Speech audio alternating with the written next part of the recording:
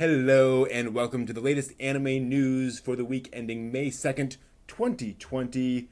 First up this week, Jun Maeda, who is of course writer of Angel Beats, Clannad, and other beloved series, stated on a live stream he will be officially announcing his upcoming projects next weekend.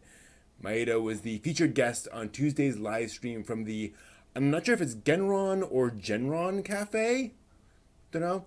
An independent event space run by publisher and think tank Genron or Genron. The small business hosts regular discussions and seminars from, quote, notable invited speakers, end quote, like writers, politicians, and entrepreneurs, and streams those events online for subscribers.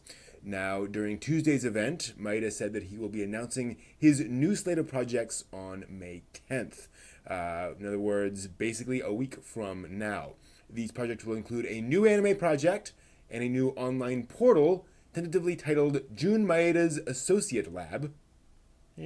So Maeda fans, look forward to more news next weekend and make sure to start stocking up on tissues.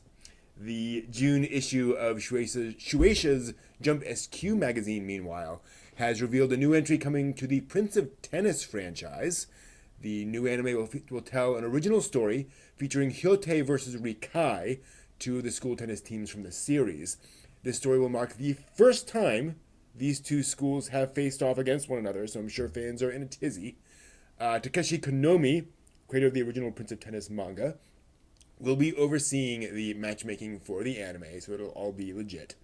The manga was serialized in Weekly Shonen Jump magazine from 1999 to 2008, so it's been around for a while, and inspired an anime adaptation that ran from 2001 to 2005, as well as at least one live-action musical, which, if you can find it, look it up. Konomi then launched the new Prince of Tennis manga in Jump SQ in 2009, which spawned its own 2012 adaptation. A television anime adaptation is now in the works for the mobile RPG King's Raid. Speaking of, the anime series titled King's Raid Successors of the Will is set to premiere sometime in the fall of 2020 and will be co-produced by OLM and Sunrise Beyond. An official website has already opened for the anime featuring a first preview video, so check that out if you're interested. The anime will tell an original story different from that of the game, so that's cool. It takes place on the continent of Orbis, which is, wait for it, a fantasy land of magic and swords. The protagonist is an apprentice knight who has lived a relatively peaceful life until discovering that a monster appeared in his neighborhood, and since this is every good fantasy story, he must embark to find the holy sword alongside a trusty companion and guided by a wise man. So, if you like that kind of thing, that's what you're going to get. Anime planning and production company Twin Engine announced on Thursday that it's launched a new crowdfunding campaign to launch a feature-length film of Shigeyoshi Tsukahara and Twyflo's original anime project Kuriyakuba. Now, the project began with a crowdfunding campaign back in December of 2018, which funded a 4-minute pilot film for the anime. That campaign ran for 3 months and raised 276% of its original goal. This new crowdfunding project will run through, get this, August 27th, so it has a while and it needs it. It's trying to raise 20 million yen, which is about 188,000 US dollars. It's a lot of money. If the project succeeds, it will fund a full film of over 40 minutes in length. Now, the story of Kuriyakuba is set in the tunnels beneath a giant metropolis where an armored train, quote, snakes through the looming darkness. In command is the mysterious girl, Tane. What awaits her and her comrades from the winding alleys of Akigata, dawn, to the deep subterranean world of Kuragari, dark, a daring adventure unfolds. AKA stuff will happen. Twin Engine also brings us another piece of news this week, actually. During their live stream on Thursday, the company also announced the foundation of a new studio team called eota, or Engine of the Animation. This team is made up of producers and creators from 7 different studios and aims to, quote, allow the studios to pool resources and work together to produce video content for worldwide distribution, create short content for social media and other platforms, and form a group that can continue to produce works under flexible circumstances, end quote. The contributing studios are Studio Colorido, established with young creators in 2011, Geno Studio, and Le Duce, or Le Duce, don't know. I hope it's Le Duce, known for their established experience in 2D animation. Picus, who specializes in CG production. Daisy, Twin Engine's digital animation division. And Filmoni, established by Yojiro Arai and Team Yamahitsuji, led by Tetsuro Kawano, and is currently working with Studio Colorido on the upcoming Burn the Witch theatrical anime. So if you followed all that, they're all going to be working together at EOTA. If anyone out there is an aspiring manga artist but doesn't write in Japanese, this announcement might be pretty exciting for you. This season's Tezuka Manga Award from Shueisha and Weekly Shonen Jump will be the 100th iteration of the twice-yearly contest. And to celebrate this fantastic milestone, a new award has been added for overseas manga artists. Alongside the usual contest, the Special International Department is seeking manga entries written in English, Spanish, Chinese, and Korean. The first and second prize winners will each get their manga published in either the print or digital version of Weekly Shonen Jump, and will receive 2 million and 1 million yen in prize money, respectively. That's about $19,000 and $9,000 US. An honorable mention winner will also receive prize money of 500,000 yen, about 5K US. And all three of these winners will be invited to the award ceremony in Tokyo. That's pretty darn special. We'll see how that works out. The contest boasts an impressive lineup of judges.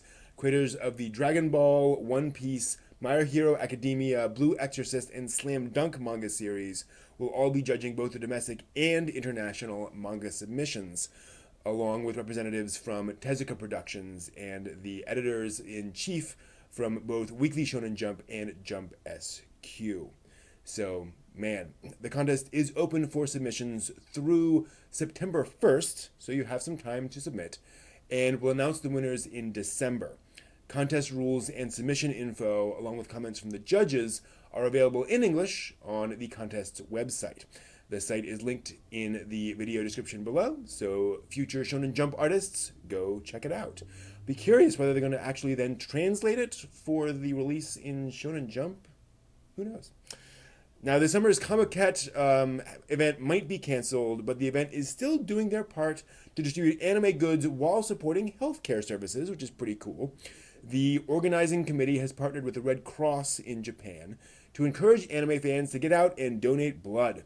Those who donate 400 milliliters of blood to any Red Cross medical center in Japan between May 21st and June 30th will receive a special poster from one of Comicet's cooperating partners. The available posters come from various properties like HoloLive, Grand Blue Fantasy, Princess Connect Redive, and others. The committee encourages participants to make appointments and check the website of their local Red Cross beforehand, of course, and emphasizes that the situation might still be subject to change along the way. And hey, if they want long-haired Yuki Nagato to take my blood, sounds good to me. Here's hoping the campaign will encourage folks to get out and help their local Red Cross. We all know people will do just about anything for their favorite merchandise, so why not help out the community too while you're at it? Sounds good to me. Let's see here. Moving on.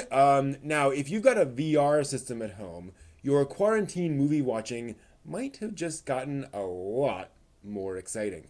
Funimation announced this week it has partnered with virtual reality theater company Big Screen to offer anime films and live-action films through VR, both through scheduled screenings and pay-on-demand.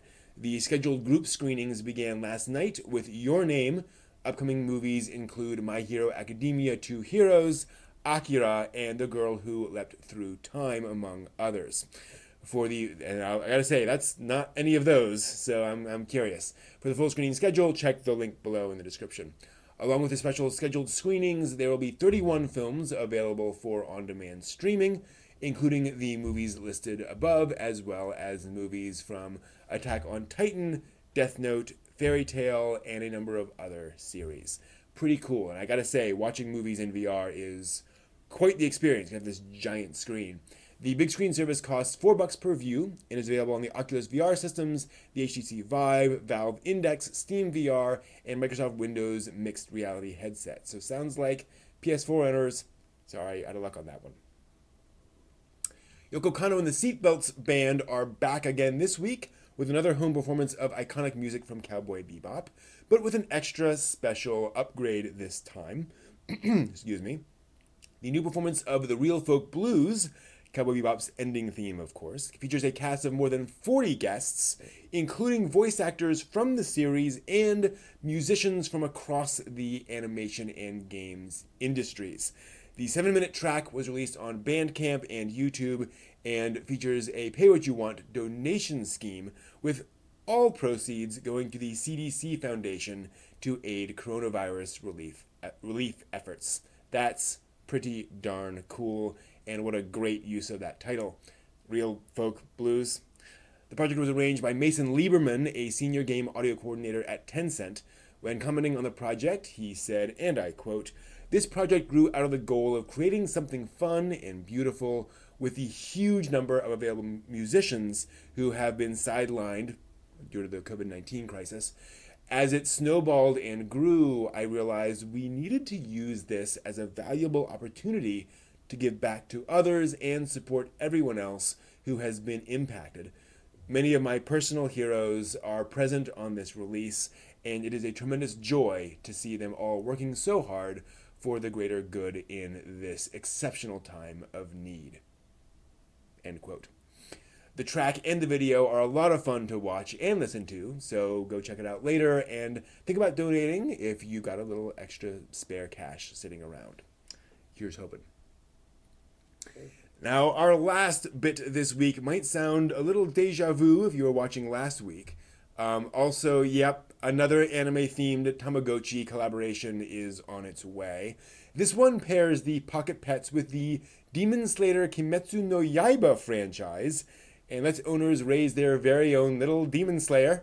The devices once again come in 3 different themes, this time of Tanjiro, Nezuko, and a butterfly-colored Demon Slayer core version. Users will be responsible for raising their tiny Demon Slayer from a student all the way up to one of 9 Hashira, or even to the special characters of Tanjiro, Zenitsu, or Inosuke. You might be able to even raise your own Nezuko. And really, let's be honest, who doesn't want a pixel little sister in their pocket? The devices are set to release in early October and will cost 2,530 yen, or around $24 US each. That's all the news for this week. Thanks for watching. See you next time.